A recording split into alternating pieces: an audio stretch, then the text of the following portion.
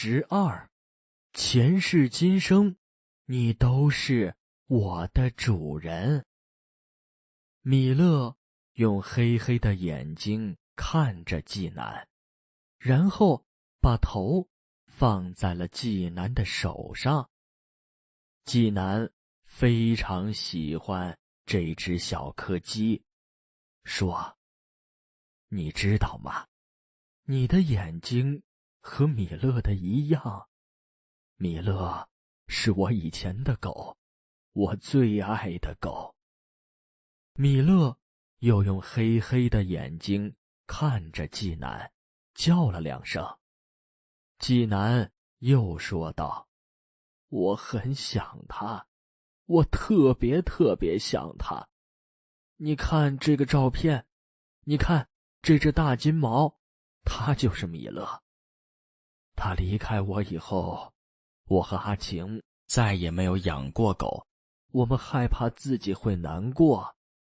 但是谢谢你，小柯基，谢谢你来到我们的身边，你愿意做我的家人，对不对？”米勒一直看着纪南，他又叫了2声，不停地摇着自己的尾巴。纪南拿过来一个纸箱子，说：“你看，这是我给你准备的东西，这个你一定喜欢，这个你也一定喜欢。这个牛肉块，你喜不喜欢吃？还有这个球，这个球是米勒的。”突然，米勒跑到了很远的地方，他看着那个球。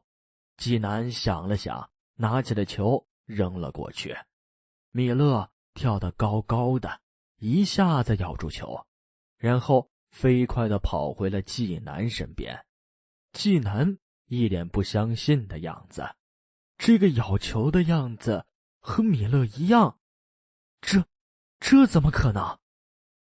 突然，米勒抬起了自己的左脚，又抬起自己的右脚，然后再站起来做一个谢谢的样子。米勒看看牛肉块，又看看纪南，叫了2声，这也和米勒一样，这是米勒。你是米勒？纪南自己都不相信他说了什么。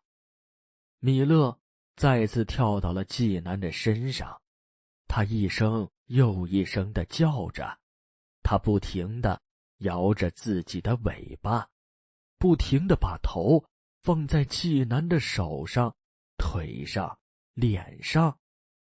米勒，是你？真的是你吗？纪南一边说，一边哭了起来。是我，真的是我，我是米勒。前世你是我的主人，今生你还是我的主人。我要保护你，保护阿晴。现在我还要保护你们的小朋友。真好，我们会一直在一起。